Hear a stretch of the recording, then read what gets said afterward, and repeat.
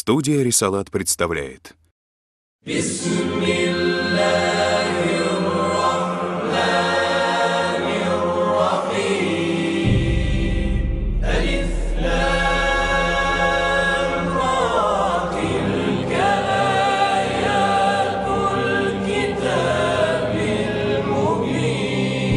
إنا أنزلناه قرآنا عربيا لعلكم تعقلون. نحن نقص عليك أحسن القصص بما أوحينا إليك هذا القرآن وإن كنت من قبله لمن الغافلين. Многосерийный художественный фильм «Пророк Юсуф. Мир ему». В главных ролях Мустафа Замани, Катаюн Ряхи. Режиссер Фаруджулла Салахшур. —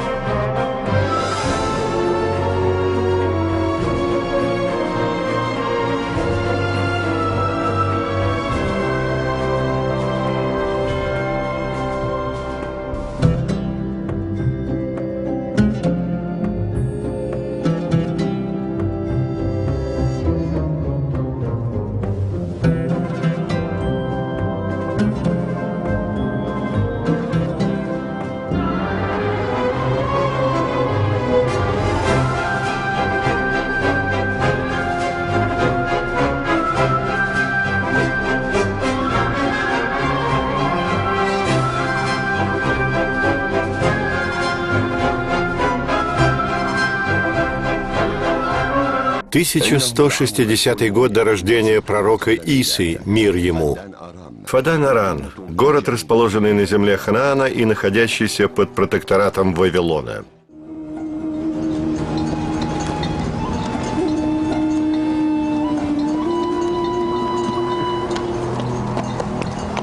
Если в ближайшее время не пойдет дождь, то все посевы горожан погибнут. Я прошу Аллаха, чтобы он не спаслал этому городу дождь. Что здесь происходит, отец? Это древний ритуал жителей Фаддана. Они сжигают врагов своей богини Аштар, бросая их в огонь с помощью катапульты. Какой грех я совершил? Оставьте меня!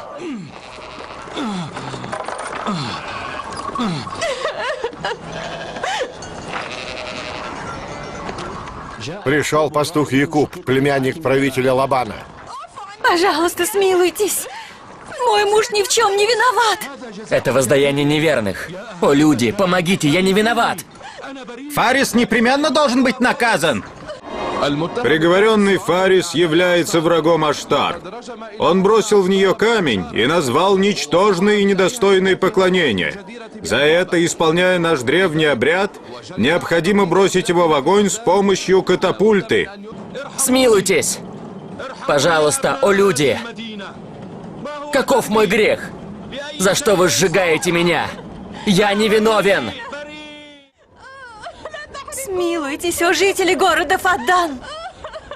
Смотрите, люди города Фаддан!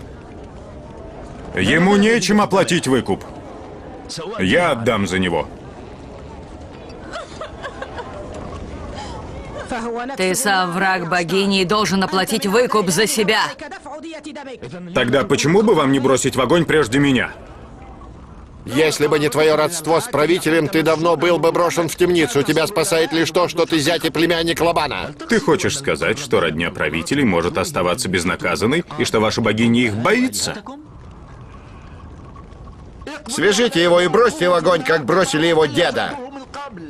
Не подходите! Не трогайте меня! Оставьте меня! О, жители, что здесь происходит?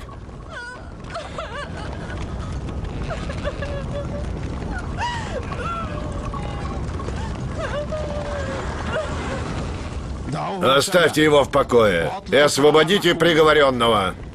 Фарис должен быть наказан. После того, как Якуб обязался отдать выкуп за него, вы не имеете права его сжигать.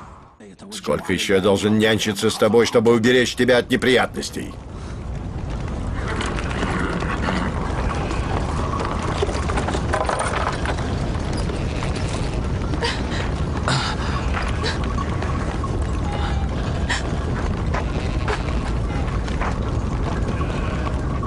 Благодарю тебя, мой господин. Огромное спасибо. Не делай этого. Спасибо тебе. Я стану твоим слугой и буду усердно для тебя работать, пока не возмещу тот выкуп, который ты за меня заплатил. Он добросовестный человек. Бедняга не перестает работать. Вот уже много лет жрецы Аштар и жители Фадана и Бабеля горят желанием принести меня в жертву. Если бы не твой отец Лабан, они сожгли бы нас обоих. После того, как ты спас Фариса от смерти, ему необходимо перестать поклоняться Аштару и уверовать в Аллаха. Он уже поверил в единого Бога. Это произошло в тот самый миг, когда он спасся от смерти.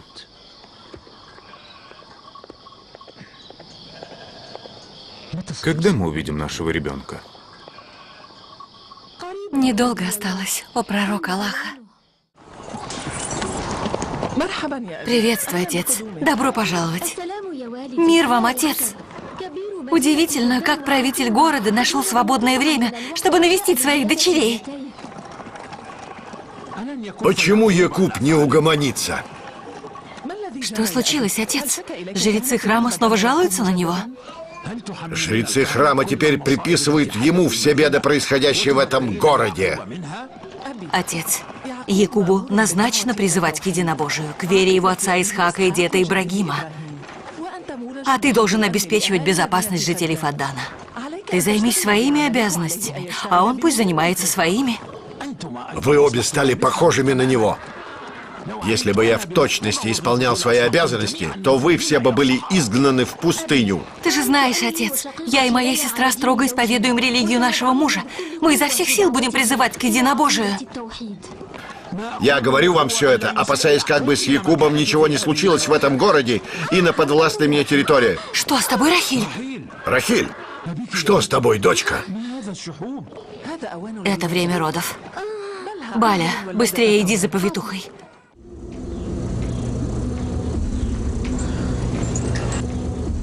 Рахиль! Рахиль! Рахиль! Рахиль! Что же это? Возможно, богиня разгневалась на нее.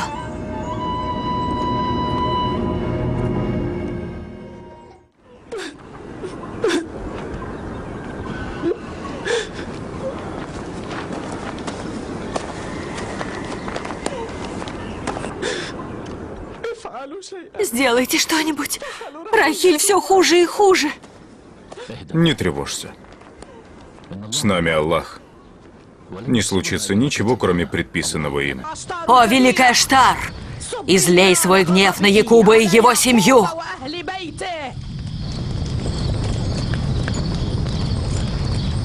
Рахиль непременно должна погибнуть вместе со своим ребенком. О, Аллах, верни мне жену и ребенка. Через их спасение люди пробудятся от сна беспечности, а храм Аштар утратит свою власть. Это приведет к победе единобожия над язычеством. О, Аллах, спаси мою Рахиль. Спаси ее.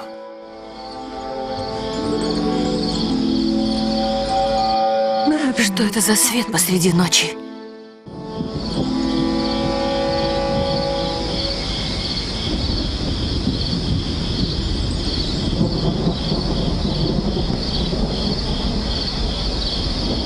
Рахиль приходит в себя. О, великий Аштар, обрушь свой гнев на Якуба и его семью за его ложные слухи. Покарай Якуба и его семью.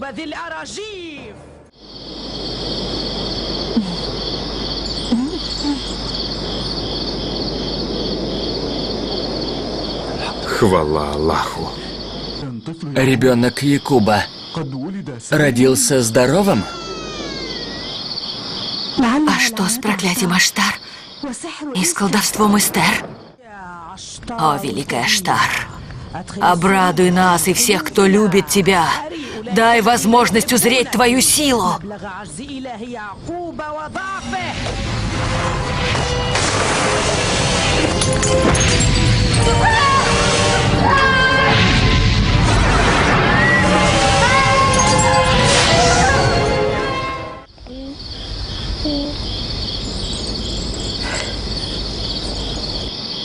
Хвала Всевышнему за такого прекрасного младенца.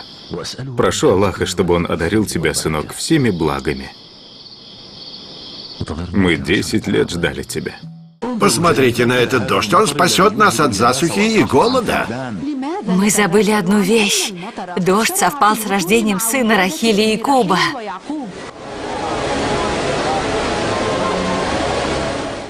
О, правитель, храм Аштар пылает огнем.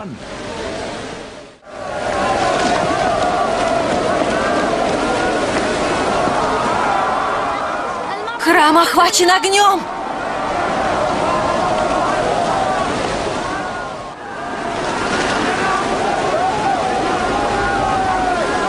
Разве дождь не должен тушить огонь? А этот огонь только разгорается от дождя.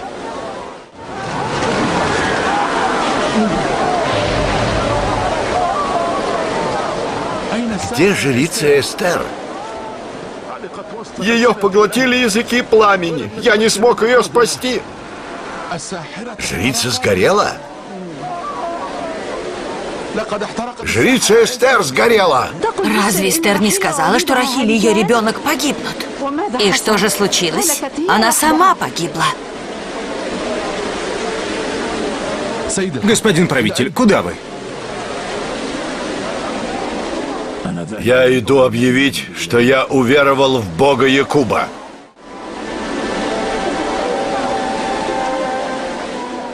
Нет сомнения, что рождение Юсуфа благодатно. И все же тот, кто уничтожил и жег храм Аштар и не спаслал дождь для Фаддана, это Аллах единый, мой Бог и Бог миров. Разве вы не видите его? Мы с женой веровали в твоего Бога давно.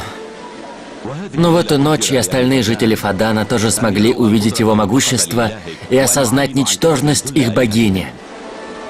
Они пришли к тебе засвидетельствовать, что нет божества, кроме единого Аллаха. О, пророк Аллаха, озари светом веры сердца твоего народа. Вы все слышали Фариса. Согласны с этим? Да. Повторяйте за мной. Мы отреклись от идолов. Мы отреклись от идолов. И от образов, слепленных в форме богов. И от образов, слепленных в форме богов. Мы отреклись от всех их. Мы отреклись от всех их. И свидетельствуем, что нет божества, кроме единого Аллаха. И свидетельствуем, что нет божества, кроме единого Аллаха. Прошло 5 лет с тех пор, как Аллах уничтожил храм Аштар. В эти годы Всевышний открыл для жителей Фаддана двери своей милости. И Рахиль, мать Юсуфа и жена пророка Якуба, готовилась родить во 2-й раз. Плохая новость. Но я знаю, ты достойно перенесешь ее, Якуб. Говори же, почему ты молчишь? Твой отец Исхак покинул этот бренный мир.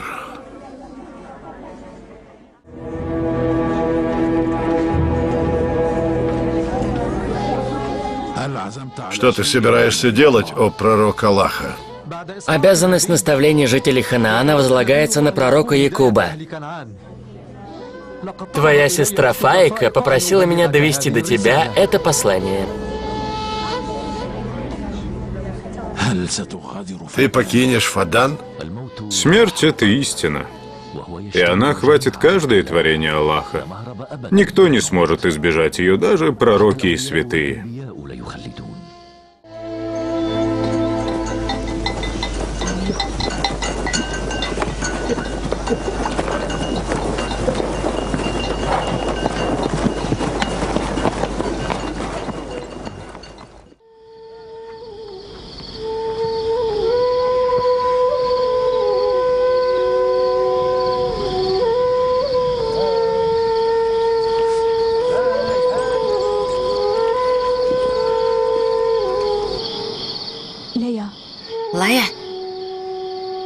Ты не согласна со мной, что Якуб слишком усердствует в почете, оказываемом Рахиль?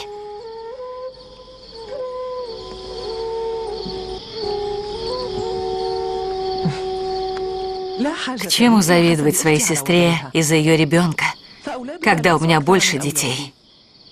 Якуб любит нас всех одинаково. Чему же мне завидовать?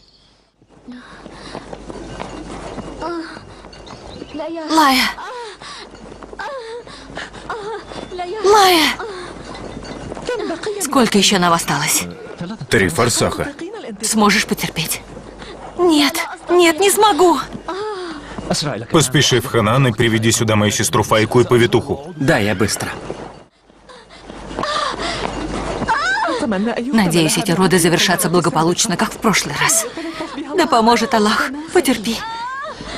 Не думаю, что в этот раз она выживет. Твое злорадство неуместно.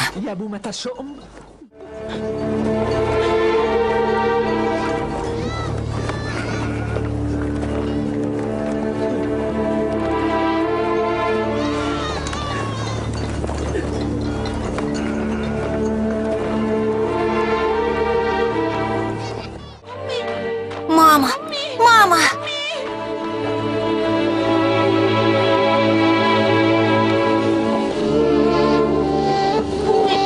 Мама, не уходи!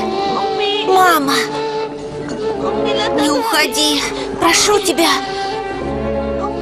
Мама! Мама! Не уходи!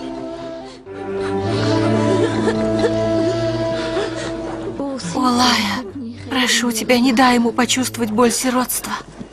Не оставляй его, Лая. Прошу тебя. Не оставляй. Мама!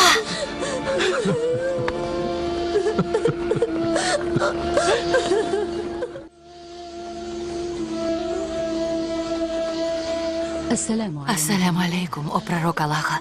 Валейкум салам. Ты опоздала. Ты опоздала. Рахиль скончалась?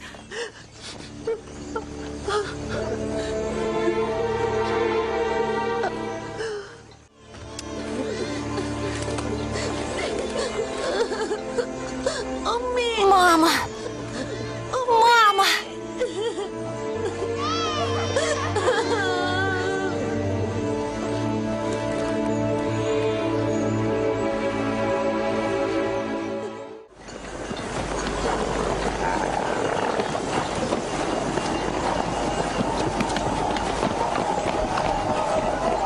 Наконец-то мы дошли. Дошли до города, в котором проведем всю оставшуюся жизнь.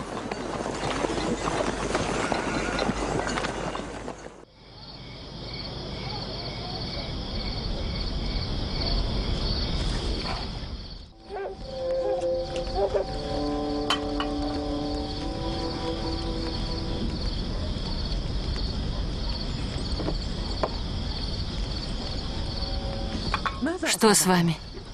Почему вы не едите? Потому что еды мало. А Юсуфу ты больше дала. Молчи, ненасытный. Перестань, Лая. Он же ребенок. Что ты делаешь? Я возьму у тебя Буньямина, а ты накорми детей. Лая ни в чем не виновата. Забота о всех этих детях – нелегкая задача. Своих 7, плюс 2 детей Рахиль. С давних пор я мечтала о своих детях. Видимо, напрасно. И в конце своей жизни я прошу тебя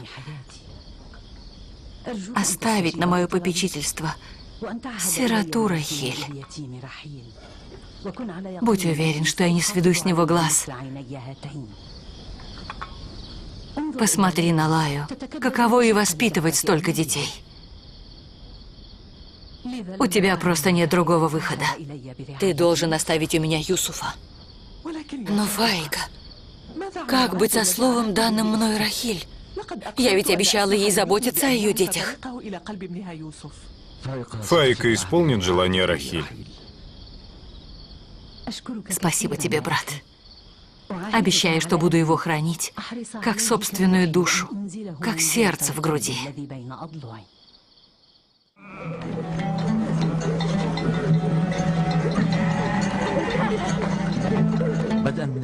Я оставляю стадо на ваше попечение, так как не смогу пасти его вместе с вами. Мой долг — оставаться в городе с жителями. Это и есть причина нашего прибытия в Ханаан. Внимательно присматривайте за стадом. Не тревожься, отец. Мы же с детства этим занимаемся. Да, я знаю. Я думаю, что наш отец не просто так не идет с нами в степь. Почему же он не идет? Дело в Юсуфе. Он любит оставаться с ним. Я с тобой не согласен. Наш отец пророк Аллаха, и его обязанность находиться среди людей, чтобы решать их нужды и потребности. Ты видел новую одежду Юсуфа? Да, очень красивая. Ему повезло. Разве имеющие матерей не заслуживают ласки и внимания?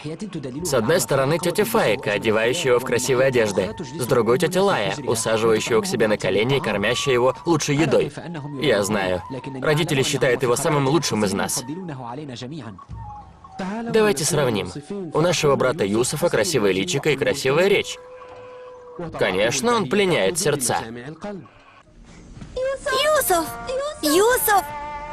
Басмат, ты не видела Юсуфа? Что случилось? Юсуф пропал, он не появлялся здесь. Что случилось? Тетя Файка, Юсуф... Вы потеряли его? Где вы были? Разве вы не вместе играли?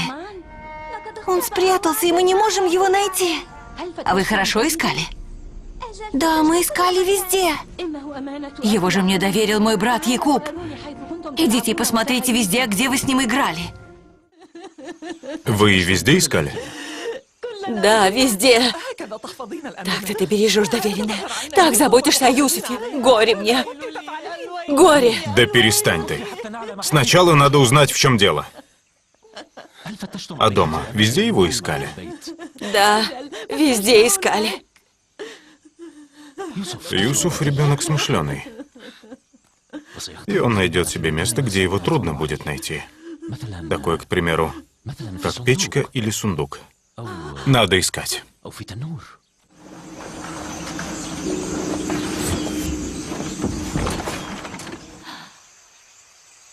Господи. Юсуф. Юсуф. Юсуф. Сынок, иди ко мне.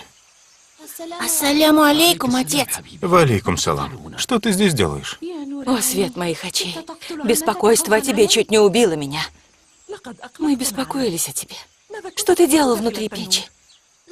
Мы играли, и я спрятался здесь, чтобы братья меня не нашли.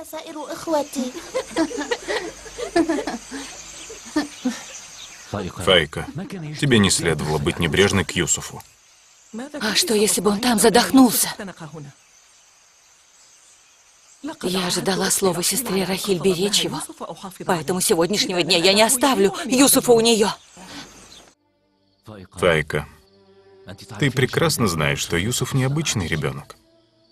И я не могу позволить небрежного отношения ко всему, что его касается. Тогда дайте мне время отойти от привязанности, возникшей между мной и Юсуфом. Дайте нам хотя бы несколько дней побыть вместе. Прошу вас.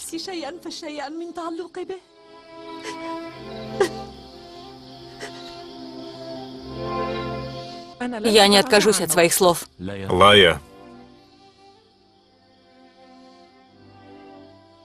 Несколько дней, не больше.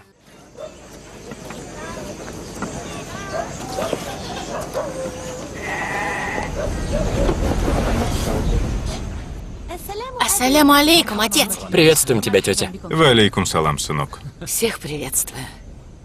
Я пришла вернуть вам в целости и сохранности того, кого вы мне доверили. Приветствую тебя, тетя Файка. И тебя, милая моя. С возвращением, Юсуф. Он мог еще несколько дней оставаться у тебя. Долг каждого своевременно вернуть доверенное.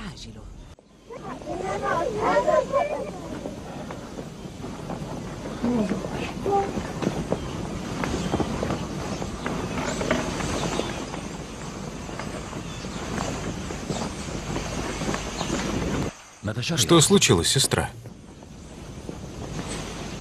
Басмат, что случилось? Пропал пояс пророка Исхака.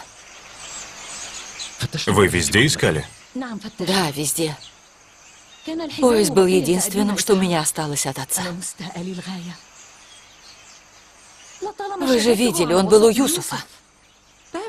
Поищите еще, может быть, найдете? Мы везде искали, у всех спрашивали, но не нашли. Куда же он делся? Откуда мы знаем? С тех пор, как я привела сюда Юсуфа, пояс пропал, и мы не можем его найти. Кто-нибудь видел пояс, который был у Юсуфа? Возможно, Юсуф оставил его где-нибудь в доме Фаики, перед тем, как вернуться. Может, пояс так ему понравился, что Юсуф спрятал его, чтобы сохранить у себя?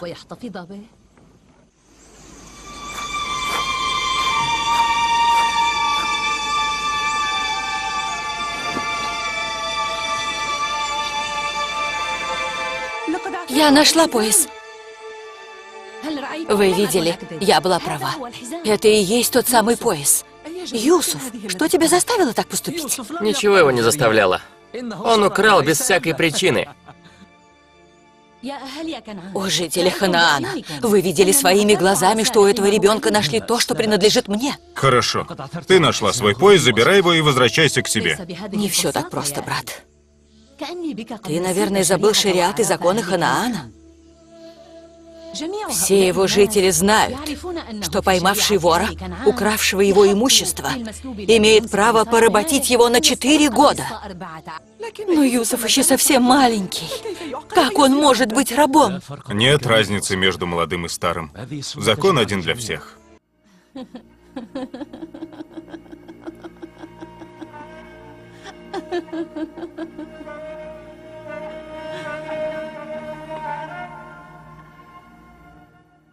О, свет моих очей, ты мой господин, а я твоя слуга. Ты сын моего брата и господин этого племени. Этот пояс твой. Никому другому он не подойдет.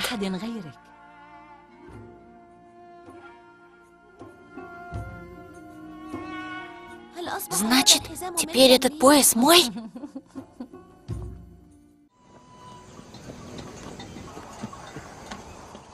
Отец, у нас всегда с собой есть еда.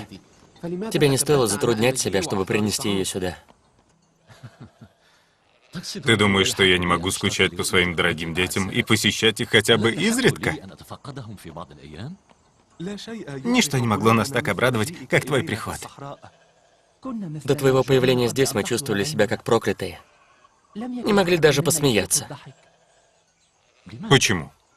Что случилось? Ты знаешь, отец, мы чувствуем, что ты не уделяешь нам внимания, как раньше. Твоя любовь к Юсуфу и его брату не дает уделять внимание нам? Но я же ради вас отправил Юсуфа к тете Файке, когда понял, что ваша мать начала заботиться только о нем. Ничего не изменилось. Она нянчится с Буньямином, а наша тетя одевает Юсуфа в лучшие одежды и играет только с ним. Согласен. Но ведь вы должны учитывать его положение. Мы обязаны как-то восполнить ему и Буньямину утрату матери, чтобы они не почувствовали этой боли.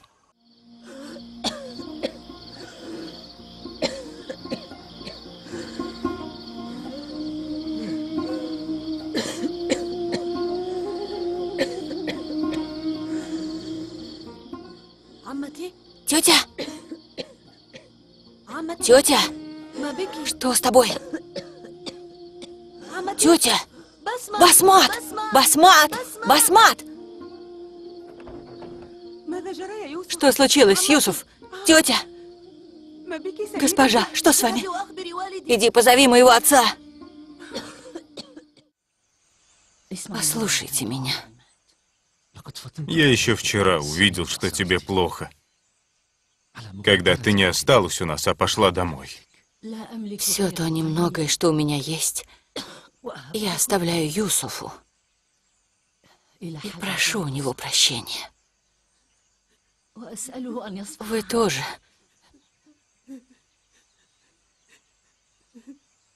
Простите меня.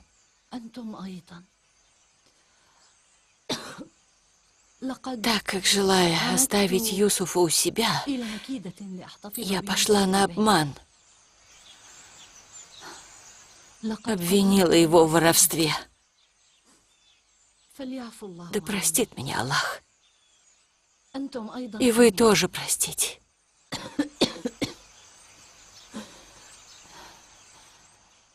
Мой любимый Юсуф никогда не был вором. Я сама спрятала тот пояс под его одеждой.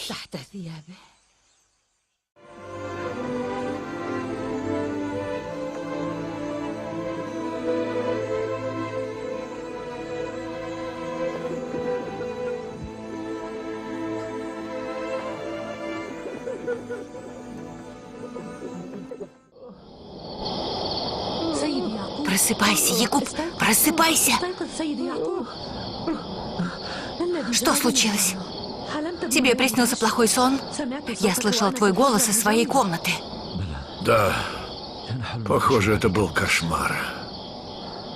Я видел стаю волков, окружавших мальчика.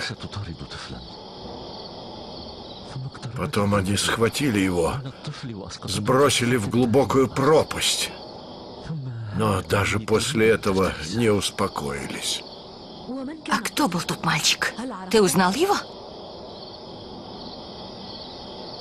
Он находился далеко от меня, и я не мог разглядеть его лица. Но он был в возрасте Юсуфа и ростом с него.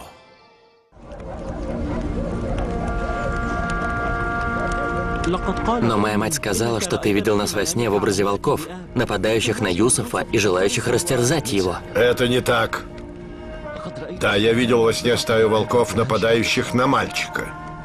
Но волки не были похожи на вас, а мальчик не был похож на Юсуфа. Во сне у меня не было возможности увидеть его лицо. Волков было 10, так же, как и нас. Во сне я не сосчитал точное количество волков. Как же вы можете утверждать, что их было 10?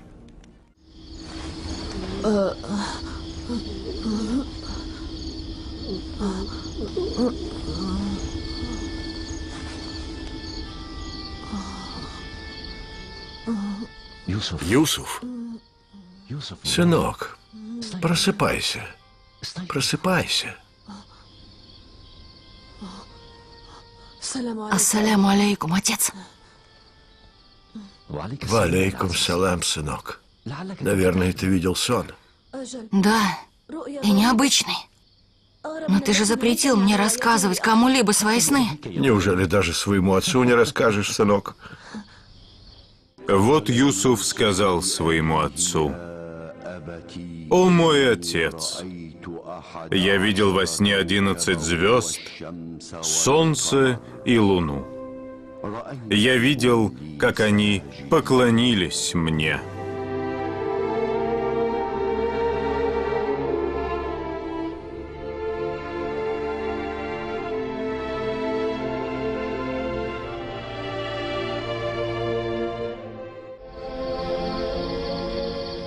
Когда я смотрел на солнце, луну и звезды,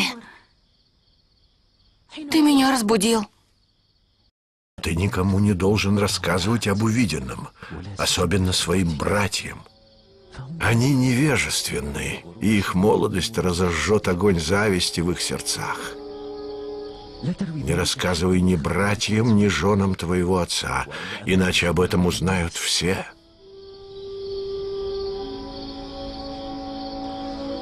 Солнце, которое склонит перед тобой голову, вот уже стоит на коленях перед тобой. Также перед тобой совершат поклон луна и 11 звезд. Придет день, когда ты возвысишься, обретешь почет среди людей и станешь одним из приближенных к Аллаху рабов. И тогда перед тобой совершат поклон родители и все твои братья и сестры. Но пока этот день не наступит, никому не рассказывай о своем видении, особенно братьям. Я просыпаюсь ночью и слышу, как Якуб говорит Юсуфу: «Не рассказывай про свой сон братьям. Ты посланник Аллаха и наследник Исхака и Ибрагима». И еще он сказал: «Ты будешь главным среди братьев, их господином. Они все совершат тебе поклон». Он говорил это, стоя перед ним на коленях и целуя в лоб.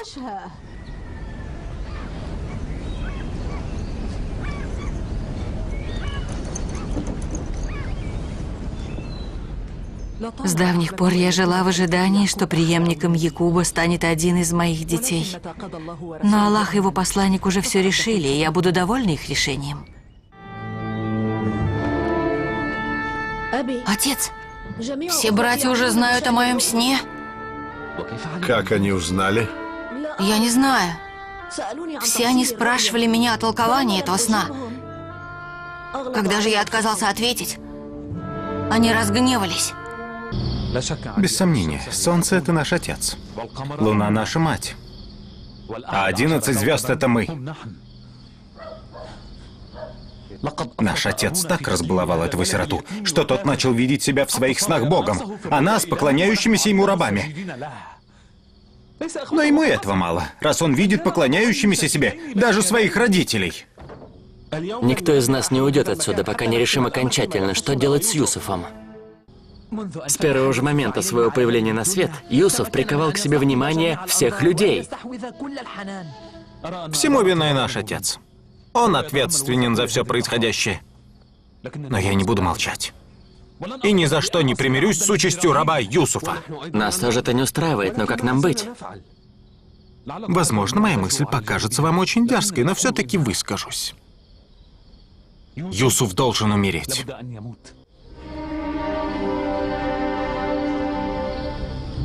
Что ты говоришь? Как такое могло прийти тебе в голову? Вижу, тебе не понравилась моя идея. Но послушай меня внимательно. Я хочу наказать отца за чрезмерное превозношение Юсуфа над нами и похоронить вместе с ним все его мечты о главенстве. Братья, одумайтесь. Убийство брата и ослушание отца — это тяжкий грех. За это мы без сомнения будем гореть в аду. Я это предусмотрел. Покаяние — вот выход. После убийства брата мы попросим Аллаха простить и смилостивиться над нами. Всевышний милостив и милосерден. Он простит нас. Так говорят все грешники. Мы совершим грех, ослушаемся Аллаха, а потом покаемся. Мы сделаем это искренне. После того, как избавимся от Юсуфа, мы искренне покаемся и очистимся от грехов. Поверь мне, Лави. А что, если Аллах лишит нас возможности покаяться? Ведь так часто случается с грешниками. А если мы не раскаемся, то будем прокляты до самого судного дня. Этот грех будет преследовать нас на протяжении всей нашей жизни. Потому что мы, будучи потомками пророков, убили собственного брата. Я согласен с ним, но тогда проблема остается. Нам надо придумать другой способ избавиться от Юсуфа. Легко играть роль праведника и строить из себя хорошего. Ты лучше найди выход из этого положения. Разве наша цель не любовь и довольство отца? Да, именно так. Только этого мы и желаем. И ничего больше. Тогда давайте сделаем так, чтобы отец не видел Юсуфа. Отдалим его от отца. Через некоторое время отец забудет маленького Юсуфа и склонится к нам. Это невозможно. Отец глаз с него не спускает. Тогда давайте подумаем все вместе. Но для начала мы должны отказаться от мысли убить Юсуфа. И только потом будем искать способ, как разлучить Юсуфа с отцом.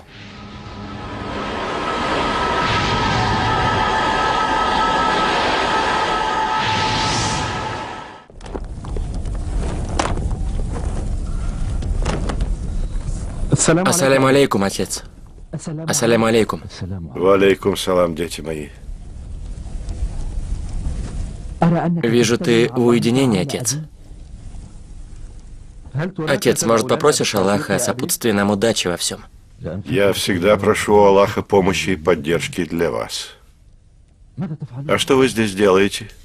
Разве вам не известно, что в этот день я не занимаюсь ничем другим? Мы хотим попросить у тебя разрешения пойти с Юсуфом в степь. Что случилось? Для чего вам это? У нас нет определенной цели, отец. Просто нам захотелось, чтобы Юсуф пошел с нами в степь, играл и веселился. Мы научим его пасти овец и всему остальному. Юсуф еще ребенок, он совсем мал. Когда повзрослеет и окрепнет, я отправлю его с вами в степь. Скажи. Мы вернем его в целости и сохранности. Да, отец, мы обещаем тебе это. Для этого еще не наступило время, потом. Я знаю, что нам делать.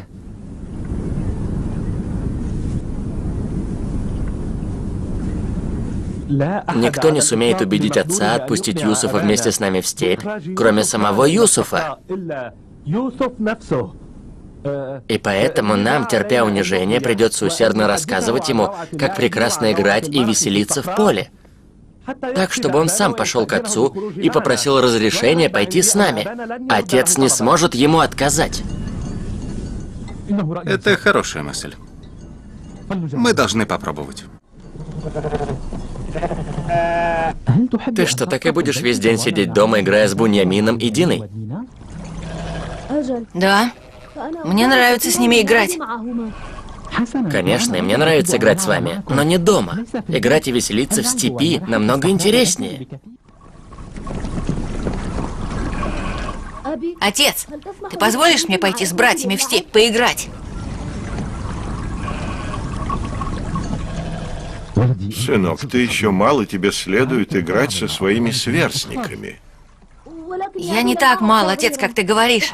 Мне хочется поиграть с моими старшими братьями. Позволь мне пойти с ними. Что ты скажешь? Юсуф сам хочет пойти с нами.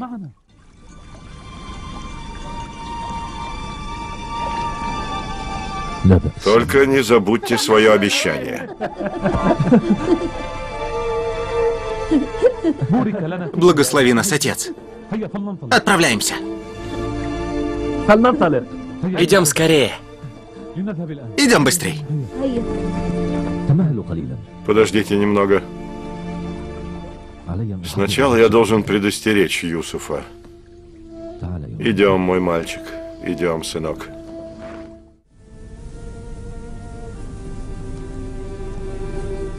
Не отдаляйся от братьев.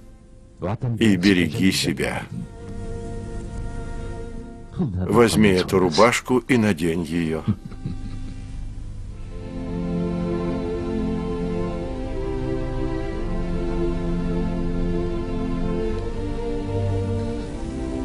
Отец, она сшита как будто для меня. Эта рубашка из рая. Она была ниспослана нашему деду Ибрагиму. Ибрагим, избранник Аллаха, отдал ее моему отцу Исхаку, а тот, в свою очередь, доверил ее мне. И вот я отдаю ее тебе, и ты обязан беречь ее.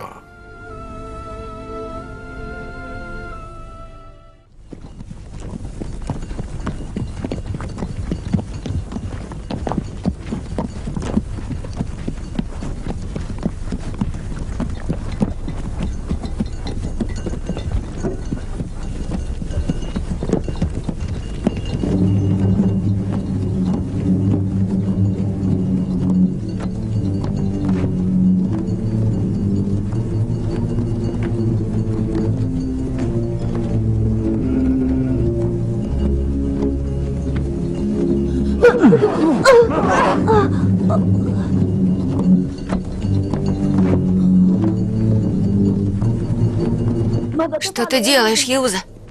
Ты сделал мне больно. Что это за игра?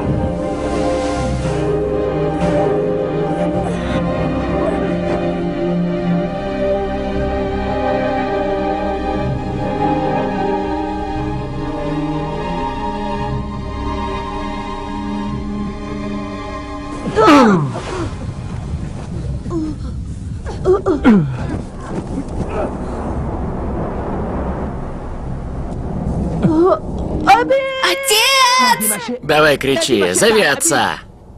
Давай. Отец! Чего ты ждешь, Юсуф? Кричи громче. Давай же. Давай. Даже сегодня мы не почувствовали любви и заботы отца. Разве не так? Вся родительская любовь и нежность досталась тебе и только тебе. В чем моя вина? За что вы меня бьете? Где же отец, у которого ты искал защиту и покровительство? Скажи, где он? Дай послушать твои чудесные речи. Расскажи о своих сновидениях. Давай. Почему же не зовешь на помощь звезды, совершившие тебе во сне поклон? Интересно бы знать, кто сейчас несчастный, ты или мы? Почему? Почему сейчас не зовешь на помощь те звезды, которые поклонялись тебе? Оставь, Лави, оставь меня! Я хочу отправить его вслед за умершей матерью! Мы так не договаривались, Юза, у нас был другой уговор. Я согласился с тобой, лишь бы ты заткнулся и не возражал. Я не допущу этого, не позволю тебе убить Юсуфа. Пусть делает, что задумал, Лави. Отойди в сторону, дай ему завершить начатое. Сначала пусть попытается убить меня. Если я останусь жив, то опозорю вас всех перед отцом. Если не отстанешь от Юсуфа, то умрешь раньше него, Юза. Перестань драться с Юзой!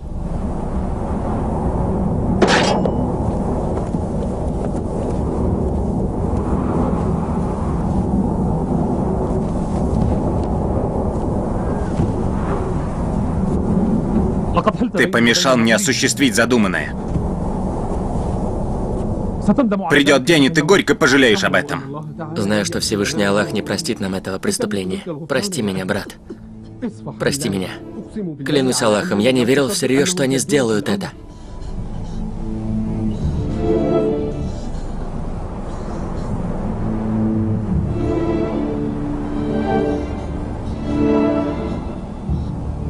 Пророки и их дети всегда должны быть готовы ко всем трудностям и испытаниям. Но я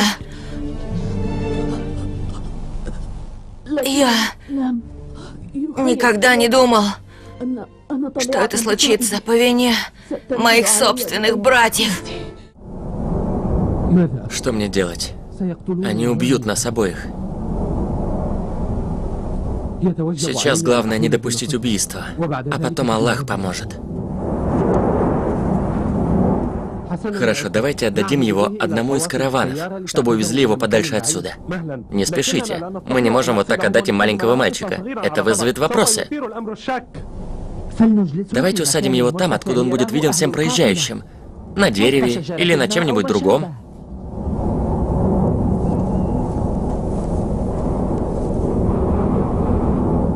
Я думаю, лучше бросить его в колодец.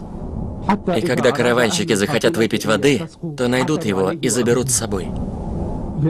Колодец? Я знаю колодец, здесь недалеко. Мимо него проходят торговые караваны жителей Хиджаза. Бросим его туда, и какой-нибудь караван из Хиджаза вскоре найдет его. Хорошо, пойдем. Джад, Нафтали, гоните овец.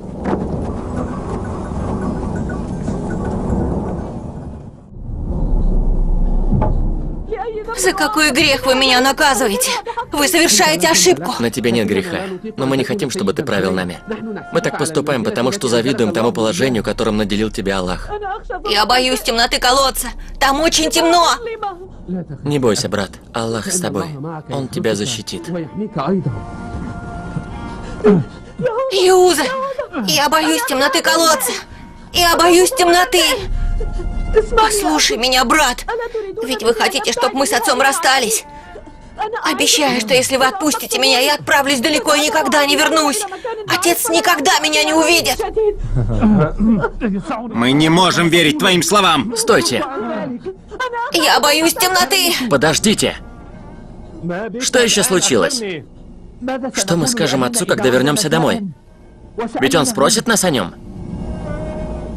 Скажем, что его загрыз волк. Да, отец же боялся, что Юсуф станет добычей для волков. Отец хорошо знает, что Ханаан полон волков. Все же я думаю, что нам нужно какое-нибудь подтверждение. Подтверждение? Например, рубашка Юсуфа, испачканная кровью, станет хорошим подтверждением. Давай же. Пожалуйста, братья, отпустите меня! Нет! Нет! Отпустите меня! Нет! Подождите! Прошу вас! Лави! Нет, прошу вас! Лави! Принесите еще веревки. Отец! Лави! Помоги, Аллах!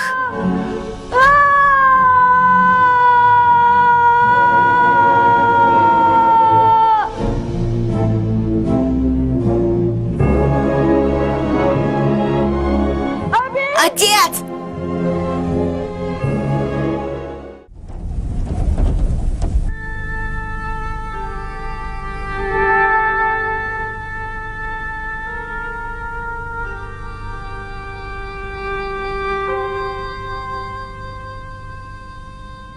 Юсуф!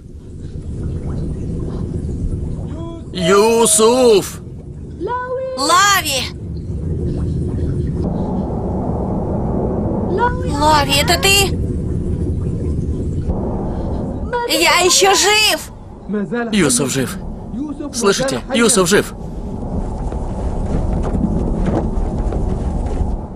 Юсуф! Юсуф!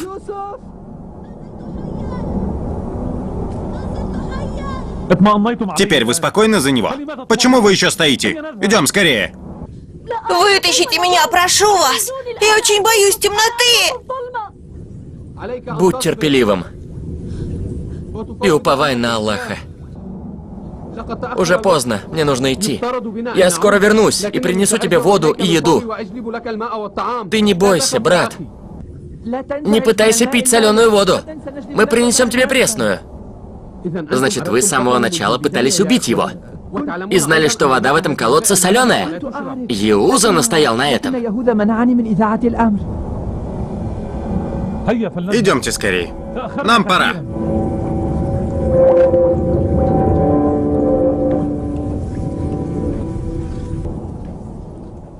Какая вкусная вода!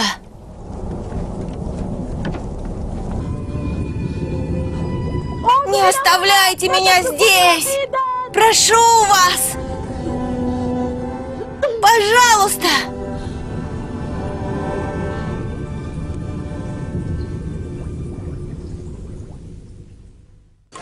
Нельзя вот так просто показать ему рубашку.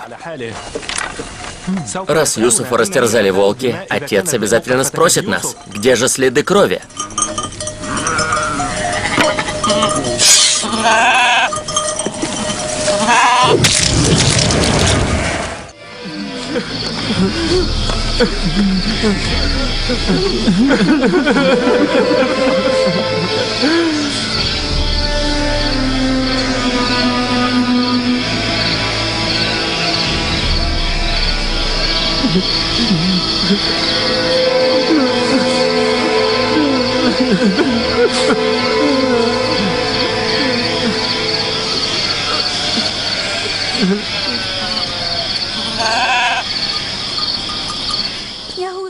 Юза!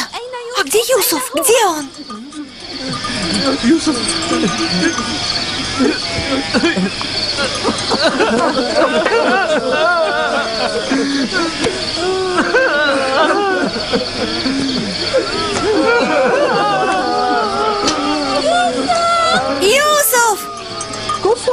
Перестаньте плакать.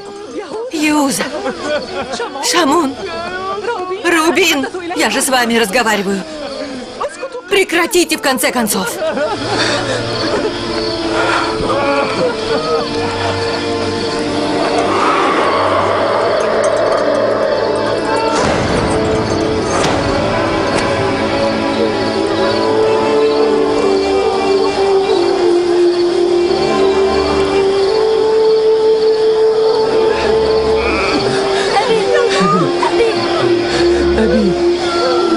Горе нам, если с отцом что-нибудь случится. Отец! Отец! Отец! Я принес воду.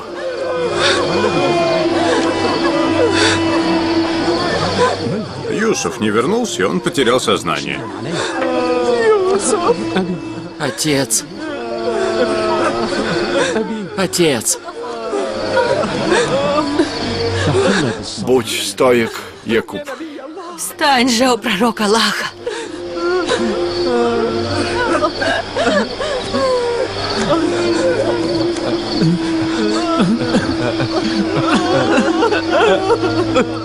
Яуза, что случилось?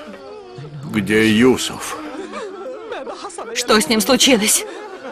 Почему вы молчите? Говорите, что с ним? Отец, на нас обрушилось большое горе.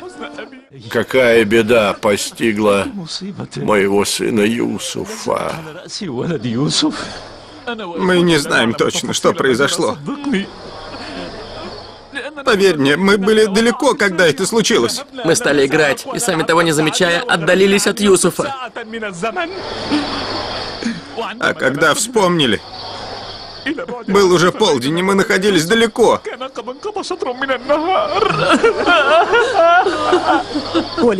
Так как Юсуф не мог угнаться за нами, мы решили оставить его сторожить вещи. Когда же мы поспешили назад, то обнаружили лишь его следы. Только следы. Мы нашли только вещи. А самого Юсуфа не было. Мы нашли его рубашку, испачканную кровью. Юсуф, любимый Юсуф.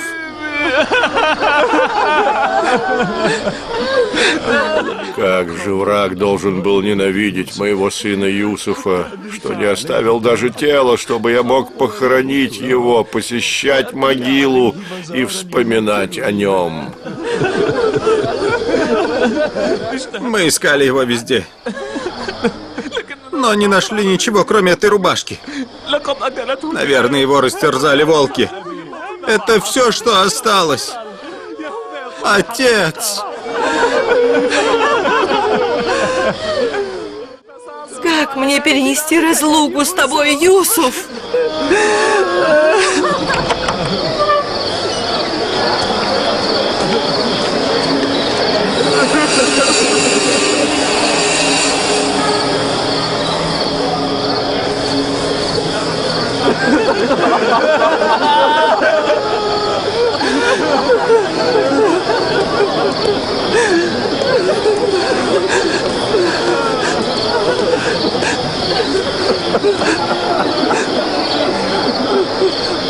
Юсуф был одет в эту рубашку, когда напали волки?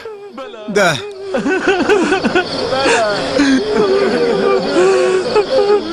Каким же сострадательным был тот волк, напавший на моего сына. Он растерзал его тело, не тронув рубашку.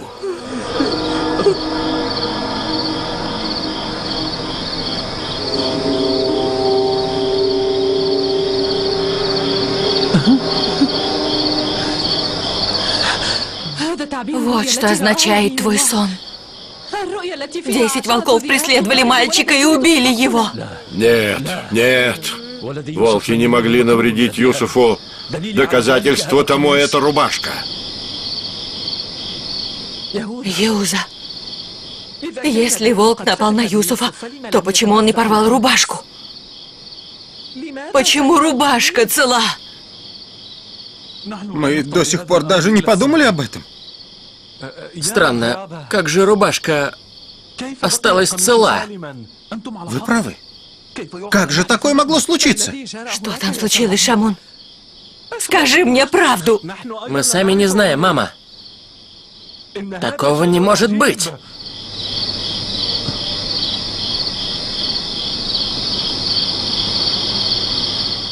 Не знаю, что случилось на самом деле и как вы поступили с Юсуфом.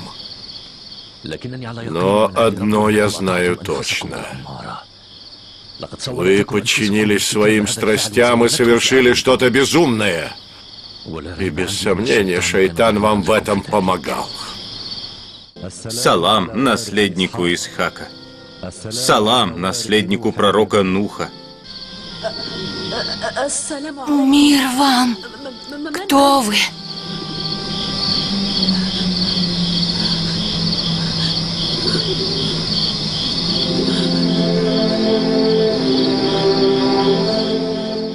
Я послан к тебе Аллахом. Мне велено находиться рядом и быть твоим собеседником. Братья побили меня и бросили сюда. Оставили одного, а сами ушли. Знаю, знаю. Но все твои раны, по воле Всевышнего, зажили.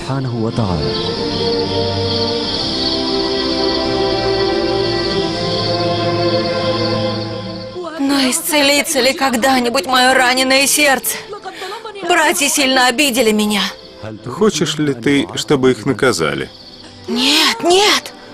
Они же мои братья! Но почему они так сильно ненавидят меня? Чем я обидел их? Какое зло им причинил? Твои братья накопили много злости и ненависти. Та несправедливость, коснувшаяся тебя и твоего отца по вине братьев, не исчезнет без следа. В будущем она проявится в сердцах их детей и потомков. Много пророков пострадают от их рук, немало из них будет убито. Их злодеяний не избежит ни один пророк. Я беспокоюсь за братьев. Им необходимо покаяться. В недалеком будущем ты приведешь их к покаянию. Станешь их господином и покровителем. Не оставляй меня здесь одного. Мне страшно. Юсуф, ты должен свыкнуться с трудностями. Не забывай, величие и высокую степень ты обретешь лишь после пребывания в колодце. Отец мне уже говорил, что я стану пророком и посланником. Но когда же наступит это время? Знай, Юсуф, ты создан быть пророком на троне, а не рабом в колодце. Помни, тебе Аллахом предопределено стать пророком и правителем. Ассаляму алейкум, пророк Аллаха. Ва алейкум салам. Мы пришли выразить тебе сочувствие и предложить свою помощь. Если мы хоть чем-то можем помочь, не отвергай нас. Я не знаю, что с Юсуфом, жив он или уже умер. Сыновья утверждают, что его растерзал волк. Но это неправда. И я не знаю, что в действительности произошло с моим Юсуфом. Мы искали его везде. Вы все обыскали? Да, мы смотрели под каждым кустом и камнем, везде искали. Но не нашли его. Мы будем искать снова. Теперь, когда нас много, возможно, мы его найдем. Мне кажется, вам надоело или вы устали его искать? Нет-нет, мы тоже отправимся на поиски, если вы пожелаете. Принеси мою одежду.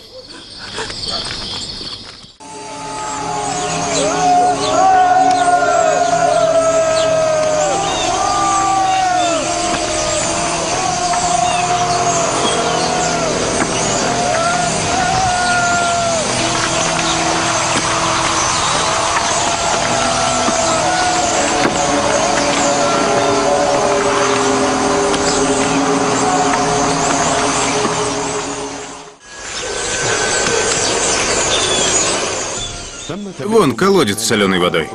Недалеко от того дерева. Не следует ли нам поискать там? Не знаю, но следы стада ведут именно туда. Пойдем посмотрим.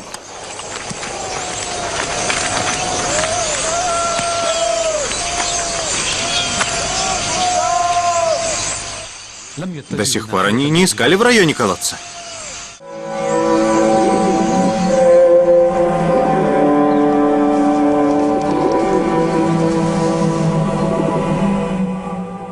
Не желает ли Юсуф поспать?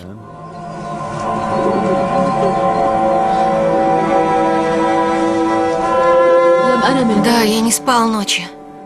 Теперь чувствую, что сон овладевает мною. Спи. Все происходит по воле единого Аллаха. Сейчас тебе нужно заснуть. Юсуф! Юсуф! Юсуф! Юсуф! Юсуф!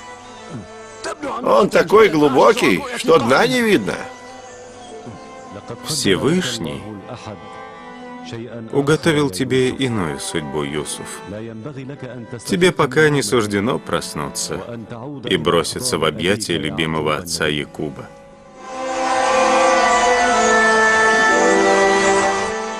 Хвала Аллаху, они его не нашли. Юсуф! Юсуф! Лави, это ты? Да. Почему ты не отвечала? Я спал. А что ты сейчас делаешь? Сижу. С тобой ничего не случилось? Ты хорошо себя чувствуешь? Да, все в порядке. Но я немного голоден.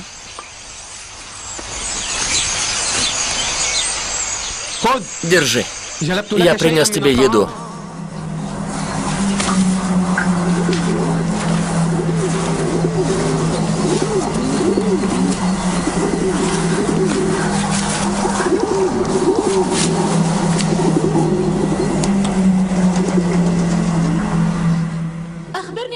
Расскажи, как там отец? Не очень хорошо. Он надеется на Аллаха, но все же ему не позавидуешь. К сожалению, поиски Юсуфа не увенчались успехом. Юсуфа нет на земле Ханаана, иначе мы обязательно бы нашли его. Да воздаст вам Аллах всем наилучшим. Шамун, Юза, что это? Это буря. Нам нужно где-нибудь спрятаться. Буря! Это буря! Нужно загнать овец в убежище! Лави, пойдем скорее. Мы должны спрятаться от этой бури. Нам нужно идти. Началась буря. Но я вернусь. Ты только не беспокойся. Берегите животных! Держитесь вместе! Следите, чтобы животные не убежали! Фалих, охраняй караван! Держитесь вместе!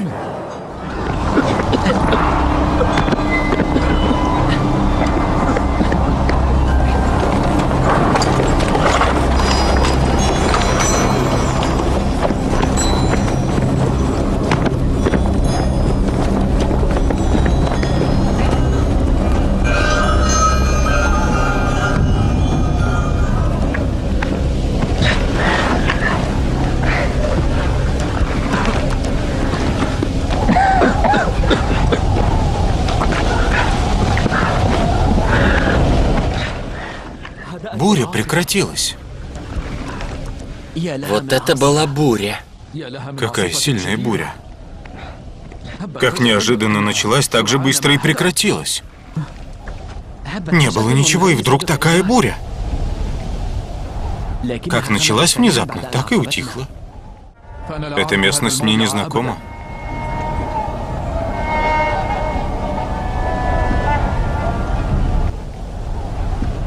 Я вижу, как там кружатся птицы.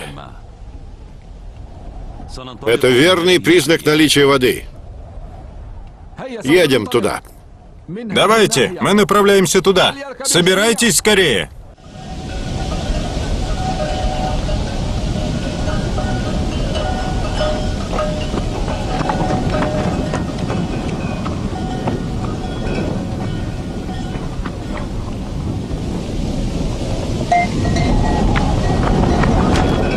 Если я не ошибаюсь, в нашу сторону движется караван. Но ведь караван очень редко проходит через эту долину. Как он здесь оказался? Не беспокойся, они нас не заметят. Мне знакомо это дерево и участок степи. Отсюда 3 фарсаха до Ханаана. А рядом с деревом находится колодец. Я сообщу это остальным. Не спеши, мой друг. Вода в колодце соленая. Ты в этом уверен? Единственный выход — это идти без остановки до следующего колодца и добыть воду, пока не наступила ночь. Иначе все сильно пострадают. Отправляемся немедленно. Отправляемся! Поспешите, чтобы добраться до воды.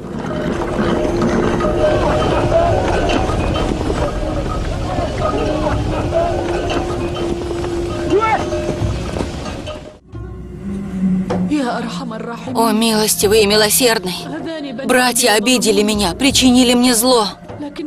Знаю, ты смотришь на меня с милостью. О, Аллах, освободи меня из этого колодца. Обещаю быть твоим покорным рабом и не ослушаюсь тебя никогда. О, Аллах, спаси меня!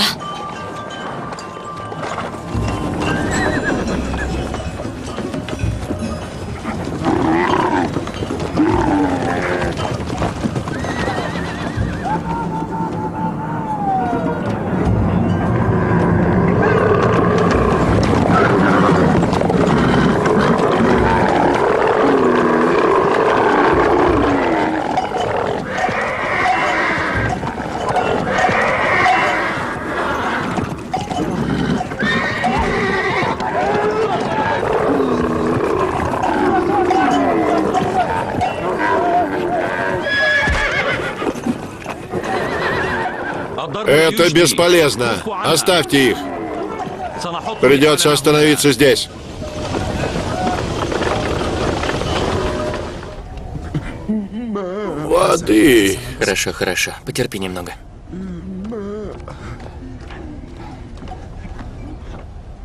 Вода в колодце действительно соленая. Этот старик может умереть от жажды. Как ты думаешь, если мы наберем из колодца воду, может быть, удастся напоить хотя бы животных? Это бесполезно. Я же сказал, что вода соленая. Ничего страшного, если попробуем. Поступай, как знаешь, Фалих. Бурдюк!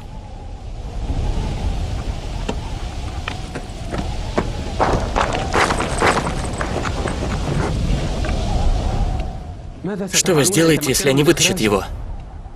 Так будет лучше. Вы же сами хотели, чтобы пришел караван и забрал его. Ты хочешь сказать, что мы должны позволить им вот так просто забрать его? Согласен. Нельзя допустить, чтобы они получили его бесплатно. Я не это имел в виду. Меня не интересует, что ты имел в виду. Мы сможем продать им Юсуфа за хорошую цену.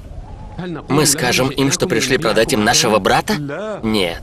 Мы скажем им, что продаем раба, который сбежал из дома.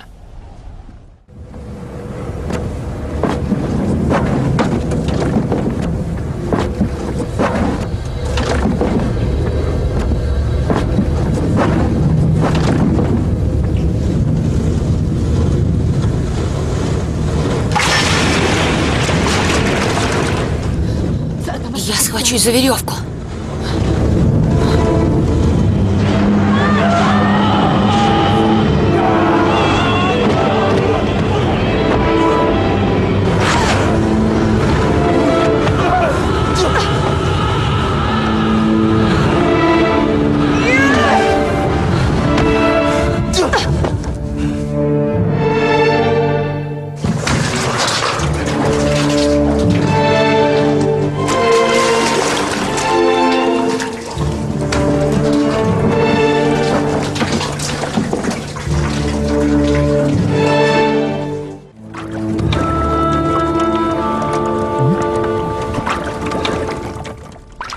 Это вода пресная. Ты прав. Эта вода не соленая. Она пресная. Вода в колодце пресная, господин Малик. Она не соленая. Господин Малик, вода пресная.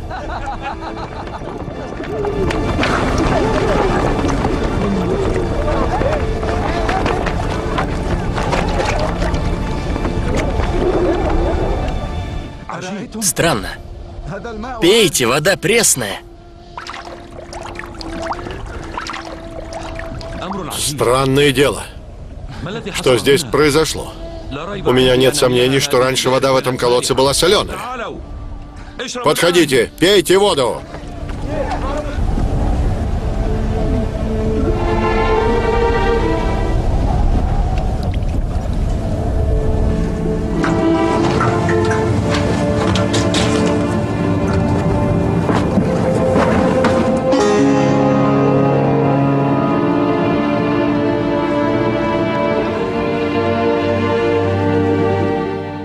На тебе лежит великая миссия — спасение огромного количества людей. Этим людям велено спасти тебя.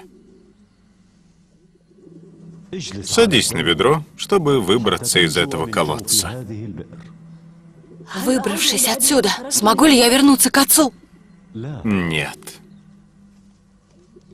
Тебе предначертана великая миссия — спасение творений Всевышнего Аллаха. Ты отправишься с этим караваном очень далеко отсюда. Но, отец, я очень люблю его. Ему предписано терпеть годы в разлуке с тобой. Это воля Всевышнего Аллаха. Не разглашай свое имя, имя своего рода. А если кто-то будет настаивать, скажи, что ты сын этого колодца.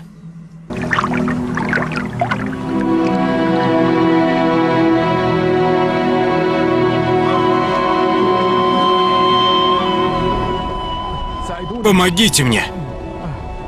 На этот раз оно что-то слишком тяжелое. Давайте, тяните! Тяните!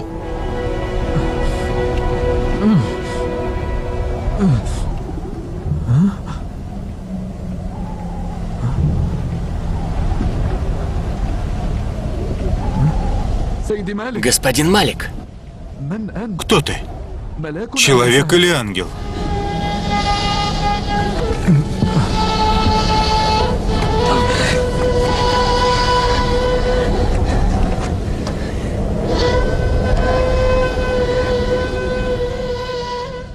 Что ты делал внутри колодца? Никогда в жизни не видел столь красивого мальчика. Что же ты делал в колодце? Ты ищешь кого-то?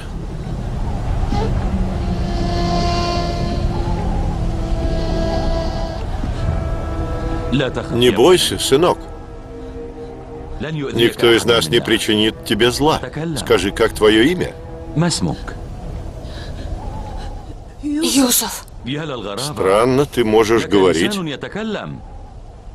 Теперь расскажи мне, откуда ты? Какого рода? Кто твой отец? Я не могу этого сказать. Я не хочу к ним возвращаться. Что же ты намерен делать? Ты должен вернуться к семье? Возьмите меня с собой. Я не хочу возвращаться к ним. А как же твои родители? Мы не можем взять тебя с собой. Помогите мне покинуть это место и уехать туда, где они меня не найдут.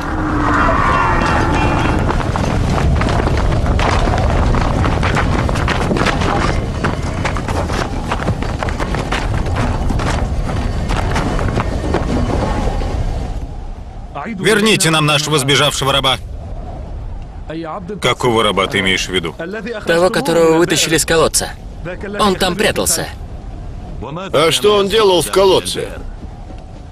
Он сам в него прыгнул. Мы его туда не бросали. А почему же вы не вытащили его оттуда? Мы как раз отправились за веревкой, чтобы вытащить его оттуда. В любом случае, мы не намерены. Тогда почему он сам не идет к вам? Это не ему решать. Раб идет тогда, когда этого желает его хозяин. Это справедливо лишь в том случае, если он признает тебя хозяином, а себя рабом. Что ты имеешь в виду? А если он не признает? Вы не в состоянии будете противостоять нашему каравану. Он останется у меня. Вы ведь можете у него самого выяснить, кто его хозяин. Он подтвердит, что является нашим рабом.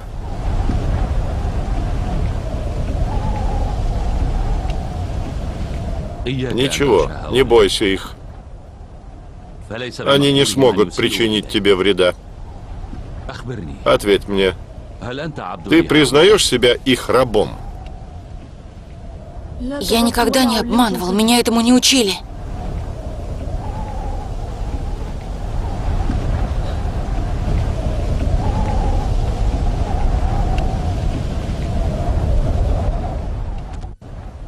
Эти люди ответственны за меня, и я зависим от них.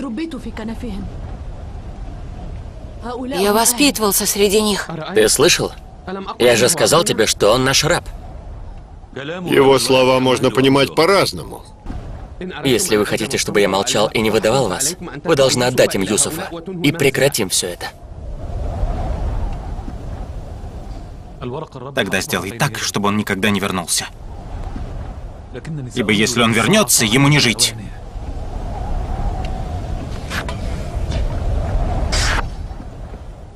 Я не думаю, что ты согласен проливать нашу кровь из-за этого маленького раба. Мы намерены продать его. Вы покупаете его? Не объяснишь ли, что послужило причиной столь внезапного решения? Причин много.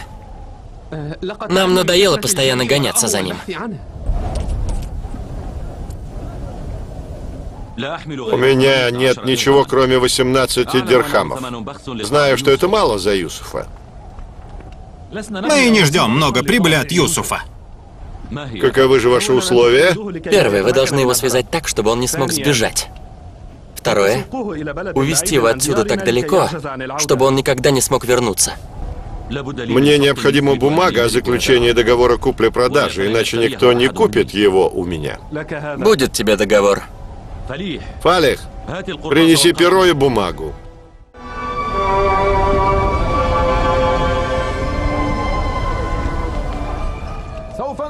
Отправляемся! Быстрее!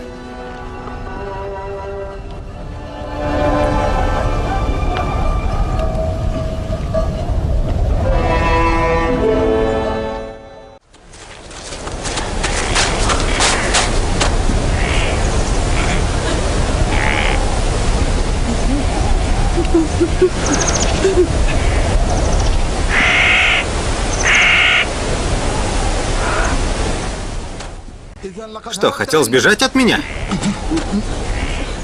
Думал, тебе это удастся? Не зря твой прежний господин говорил, что ты обманщик. Но я переломаю тебе обе ноги, прежде чем ты успеешь сдвинуться с места.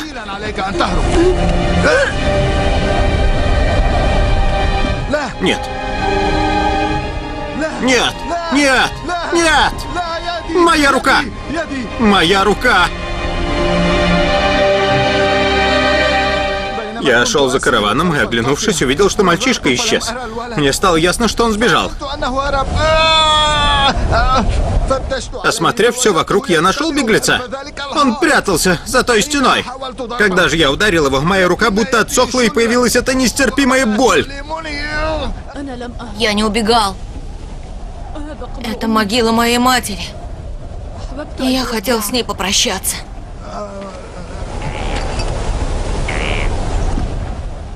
Эта могила не может принадлежать матери раба. Могилы рабов со временем бесследно исчезают, тем более на них не устанавливают надгробных камней. Кто же ты, Юсуф?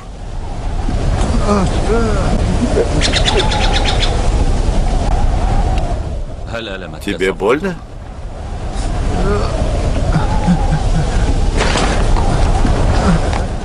Пойми, если бы ты сбежал, я бы наказал его. Он неплохой человек и ударил тебя, лишь страшась моего наказания.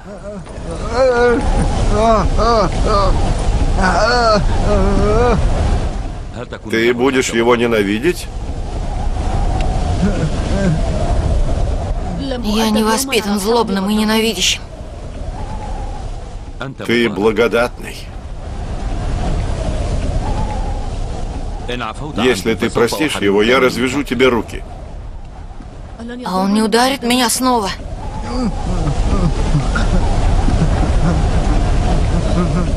Клянусь Господом Ибрагима, я запрещу им всем причинять тебе зло. Ты веришь в единого Аллаха? Я Малик, сын Зариба, сына Каиба, сына Исмаила, сына Ибрагима. Я из потомства Исмаила Забихуллы. А кто ты? Я Юсуф, сын... Чей сын? Я Юсуф, сын колодца. Но ничего, если не хочешь, можешь не рассказывать о своей семье. Только прости этого человека. Я уже простил его. Простил. Ты благодатный. Попрощайся с матерью, и мы отправляемся.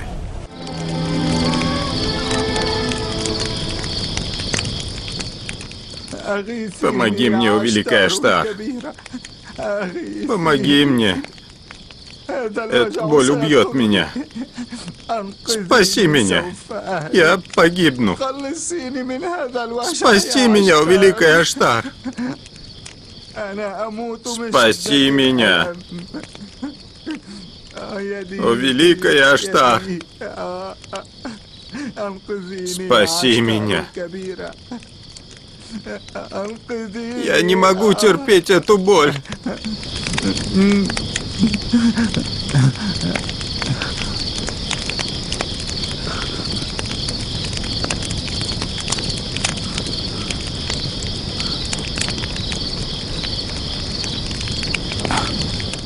Что ты с ней сделал?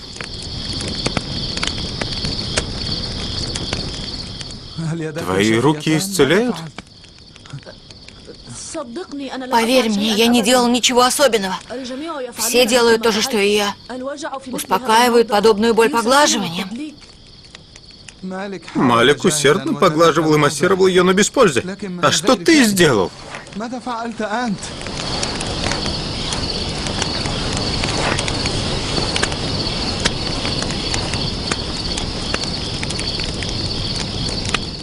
Ты всегда смотришь на небо? Ты поклоняешься звездам? Разве звезда, закатывающаяся днем, может быть Господом, которому поклоняются? Тогда ты не поклоняешься и солнцу с луной, поскольку солнце заходит ночью, а луна днем. Мой Господь — Творец всего. Он существовал в предвечности и останется навсегда. Он един, не нуждается ни в ком и ни в чем. Я думаю, что, несмотря на малый возраст, ты поклоняешься лучшему Господу, чем я и Кетмир. И мне кажется, что Он любит тебя. И когда ты просишь, не отказывает ни в чем. Разве это может быть Господом? Я просил ее и умолял, но она не отвечала. Благодарю тебя, Юсуф. Я обязан тебе.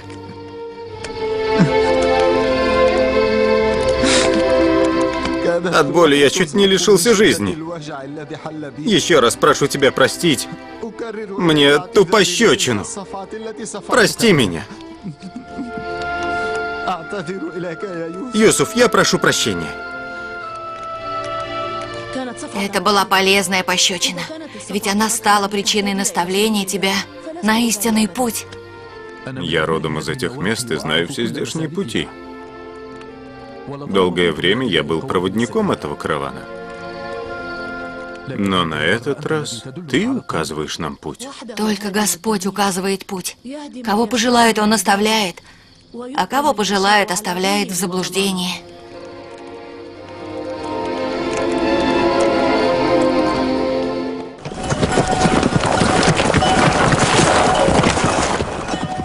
Там находится Египет. До него осталось полдня пути. Очень скоро мы встретим стражей, охраняющих его границы.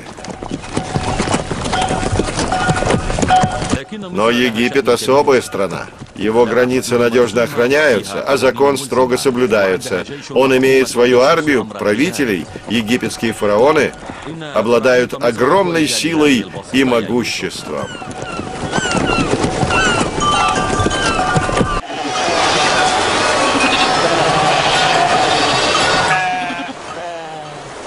И у нас разводят коров и овец, но не в таком количестве. Какой это удивительный народ. Все эти стада и зеленые луга принадлежат либо их верховному богу Амону, либо другим богам, либо правителям. Простые люди служат им, а сами не владеют ничем. Египетский бог владеет коровами и овцами? Здесь практически все принадлежит их богам. Воистину, Аллах создал все сущее, но не для себя. Значит, в Египте нет единобожия? Единобожие здесь считается грехом. Не говори людям, что веришь в единого Аллаха, и их богов тоже не оскорбляй. Они этого не потерпят.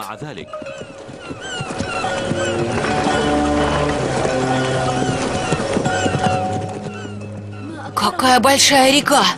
Это и есть Нил? Это Малый Нил, один из притоков. Сам Нил намного больше, и он священен.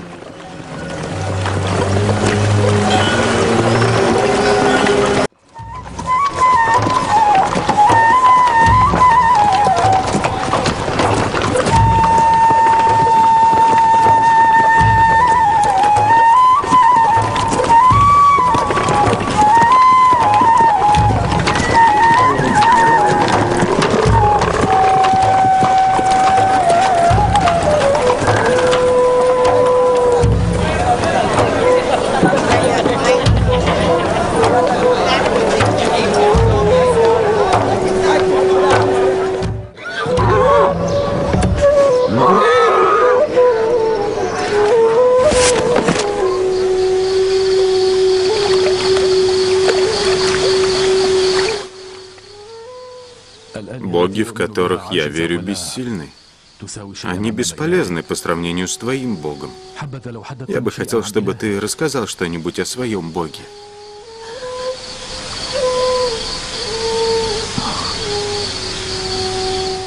Он присутствует везде и всегда. Я наблюдал, как ты легко обращался к Нему. Он слышит твою молитву и отвечает на нее. Нет сомнения, что ты не похож на других людей. В тебе есть совершенная сила, позволяющая делать, что пожелаешь. Я делаю лишь то, что не вызывает гнев моего Господа. Кто он, твой Бог, помогающий и оберегающий тебя, где бы ты ни был? Как красиво ты описал моего Господа. Я хочу уверовать в Него и поклоняться Ему. Ты уже уверовал в Его силу и мощь. Нет нужды обновлять веру. Я действительно уверовал? Подходите. Вот хорошие служанки. Подходите. Они умеют выполнять все домашние работы. Они будут служить вам долгие годы. Посмотрите на этого раба, как он...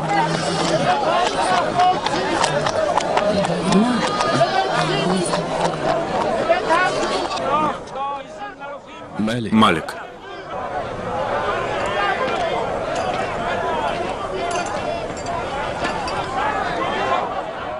Не продавай его.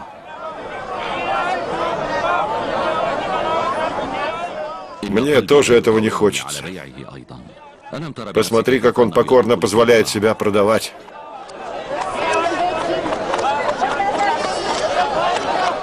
Скажи, пожалуйста, сколько стоит этот раб?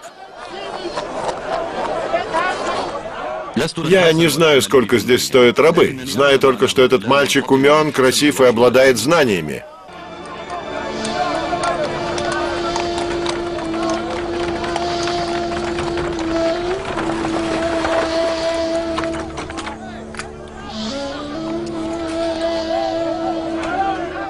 Я даю за него 1500 дибнов. 1500 дибнов. Кто даст больше? Дай в 2 раза больше. 3000.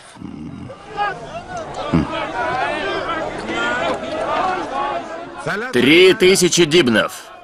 3000 дибнов. Патифар, военачальник и правитель Египта, предлагает 3000 дибнов. Почтенный Патифар предложил 3000 дибнов. Кто же может соперничать с Патифаром, правителем Египта? Да будет для тебя благодатным этот прекрасный раб. Где вы достали эту редчайшую жемчужину, мой господин? Купил За небесную цену. Сколько бы вы ни заплатили за него, этого мало. Соскучился, не успев вернуться домой? Зачем ты позвал меня? Как ты смотришь на мой подарок?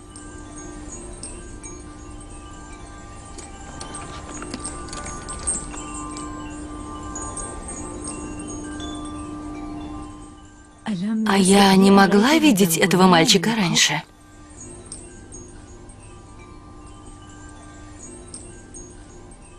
Наверное, это было во сне.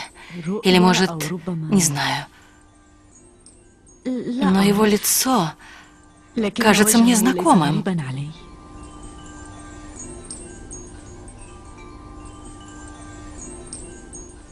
Должна признать твой хороший вкус и прекрасный выбор. Он бесподобен. Как тебя зовут? Юсуф. Юсуф. Юсуф. Это арамейское или иудейское имя? Иудейское. Значит, ты из местности Ханаан в Шаме. Это люди, которые пасут овец и коров. Юсуф. Юсуф. Я не смогу слышать имена кочевников, обитающих в пустыне. Из египетских имен самые похожие на Юсуф — Юзарсиф. Юзарсиев. Ничего. Юзарсиев. Красивое имя. С этого момента я буду звать тебя Юзарсифом. Согласен? Если это радует вас, то я не против.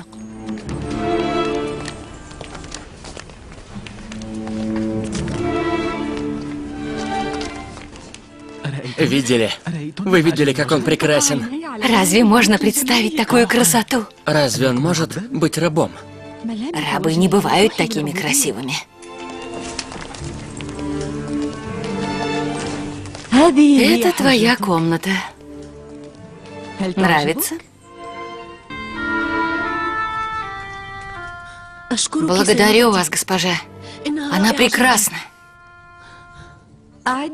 Подготовьте Юзарсифу все необходимое для отдыха.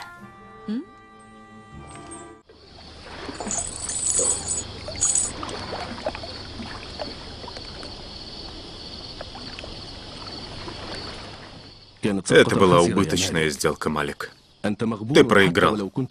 И проиграл бы даже в том случае, если бы обменял его на золото и серебро, во много раз превышающие его вес. Ты проиграл. Вспомни, как мы заблудились во время бури. Как верблюды собрались вокруг соленого колодца. Разве это случилось просто так? Лишь для того, чтобы ты получил большую прибыль? Или же это произошло для спасения Юсуфа? Что касается меня, то я не сомневаюсь, что вода в колодце стала пресной из-за благодати Юсуфа. Разве не помните, как моя рука онемела, когда я хотел ударить Юсуфа по лицу? Меня вылечили лишь его мольба и прикосновение. Господин Малик, ты наверняка помнишь, как Юсуф спас меня от неминуемой смерти. Меня исцелила лишь его молитва. Да, молитва Юсуфа. Из-за его благодати ты получил большую прибыль и обрел безмерное богатство. Несомненно, Юсуф необычный мальчик. Но подобные чудеса могут совершать только пророки. Как же я не заметил этого? Кто же он, Юсуф? Почему он ничего не рассказал о своем происхождении? Что же ты наделал, Фалих? Ты испортил всю мою жизнь. Из-за тебя я потерпел огромный убыток. А ведь я так радовался выгодной сделке. Что случилось, торговец? Может быть, ты пожалел и передумал? Да, то есть нет. До того, как я расскажу вам о причине своего визита, прошу позволить мне на несколько минут уединиться с Юсуфом. Я хочу попрощаться с ним. Я понимаю тебя. Нелегко расставаться с таким проницательным мальчиком, как Юзарсиф. Отведите их в соседнюю комнату, пусть попрощаются. Я пришел спросить тебя о твоем имени и происхождении, и не уйду отсюда, пока не расскажешь мне все. Я говорил тебе, что я сын. Это я слышал. Прошу тебя именем Аллаха, кроме которого нет никого и ничего достойного поклонения, расскажи мне правду. Но сначала ты должен пообещать мне перед Аллахом сохранить услышанное в тайне. Даю тебе слово и клянусь Господом пророка Ибрагима Халиля. Я Юсуф, сын Якуба, сына Исхака, сына Ибрагима Халиля. О, горе! Горе мне! Мы же с тобой родственники. Ты потомок пророка Исхака, а я пророка Исмаила. Прости меня, о Аллах. Какой грех я совершил. Мне было предначертано оказаться в Египте и быть здесь проданным в рабство. И это все было устроено Всевышним Аллахом и является подготовкой к великой миссии. После стольких знамений я должен был понять, что ты не такой, как все. Я должен был догадаться, что ты пророк. Горе мне за то, что продал пророка на невольничьем рынке. Этот позор останется на мне вечно. Успокойся, встань. Я же сказал тебе, все, что случилось, было предопределено. Я должен был оказаться в Египте, чтобы начать здесь свою пророческую миссию. Благодаря тебе все это стало возможным, и я очень благодарен тебе. Я исправлю свою ошибку.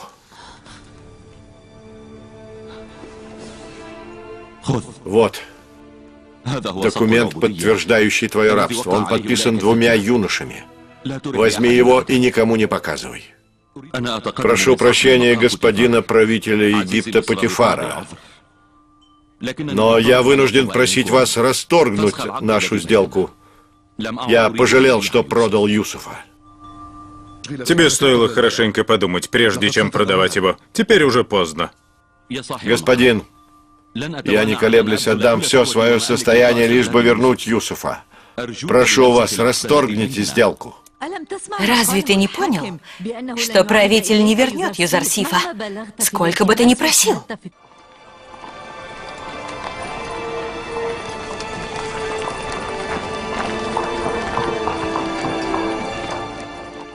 Что касается меня, то я не покину этот город, пока в нем находится Юсуф. Я нашла это у него под одеждой, госпожа.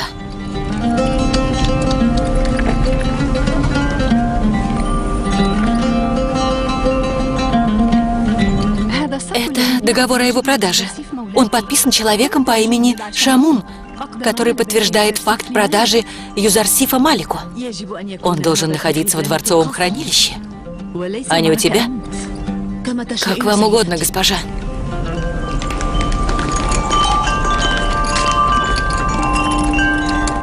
Слушаю вас, моя госпожа. Возьми Юзарсифа под свою опеку. Воспитай его наилучшим образом. Обучи управлять дворцовым хозяйством и манерам поведения в присутствии почтенных вельмож. Не думаю, что главного слугу нашего дворца затруднит подобное обязательство.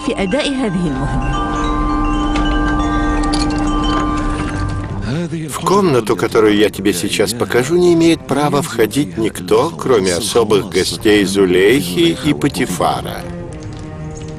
Попасть туда можно только пройдя через 7 дверей, что мы в данное время и делаем. На этих дверях надежные замки. Если их запереть, то невозможно ни зайти туда, ни выйти. а ключи от них хранятся лишь у госпожи Зулейхи.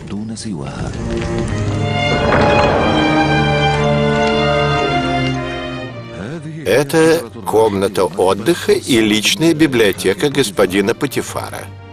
Потифар – второй человек в Египте, и ты должен научиться склонять голову перед ним и другими знатными вельможами, проявляя почтение и уважение. А это Суфер, писарь и заведующий библиотекой Потифара. Идем дальше.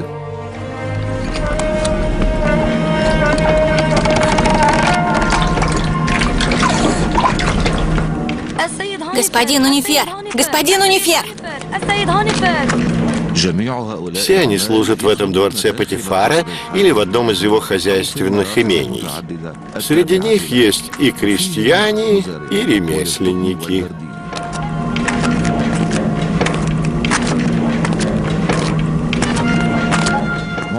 Правда, сейчас большая их часть находится на своих рабочих местах.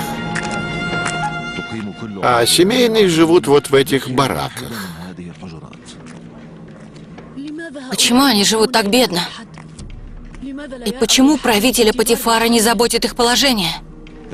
Подожди, ты еще не видел положение слуг и крестьян в городе Тиба. Мы хоть что-то для них делаем.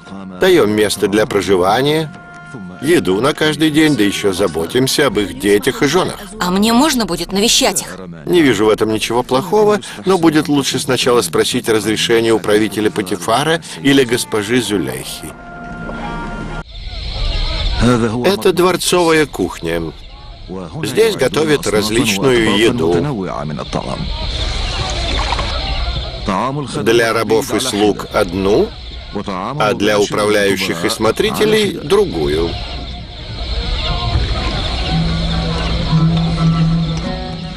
Это Юзарсиф. С сегодняшнего дня он будет помогать вам раздавать еду.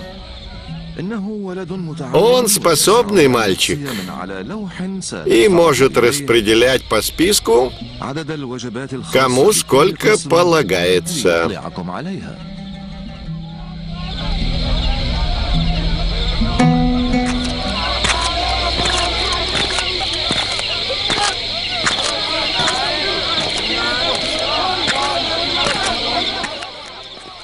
Это придворный храм.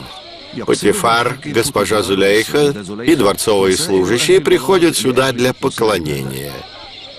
А это особое место, оно предназначено для хранения наших богов. Ты хочешь сказать, что вашим богам необходимо хранилище? Конечно, это необходимо. Мы же не можем оставить богов под открытым небом, под дождем или на ветру.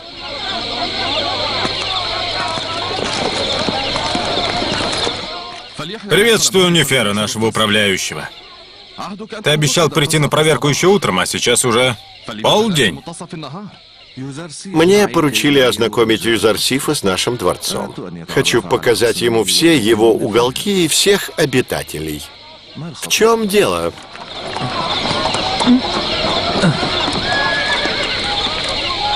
Один из этих стражников украл драгоценности. Каждый обвиняет другого и выгораживает себя. Господин Унифер, клянусь богами, я не виновен. Нет на мне греха. Разве я когда-нибудь был замечен в краже? Кража случилась в его смену, поэтому меня не в чем обвинять. Я не понимаю, зачем меня сюда вызвали, господин? Мы все равно выясним, кто из вас украл драгоценности. Потому советую вам самим признаться и облегчить свою участь. Поверьте, господин, я не вор. Клянусь, что я не крал. Я могу выяснить, кто вор. Но как ты сможешь отличить вора от невиновного? Я научился этому у отца, а он лучший знаток судейства.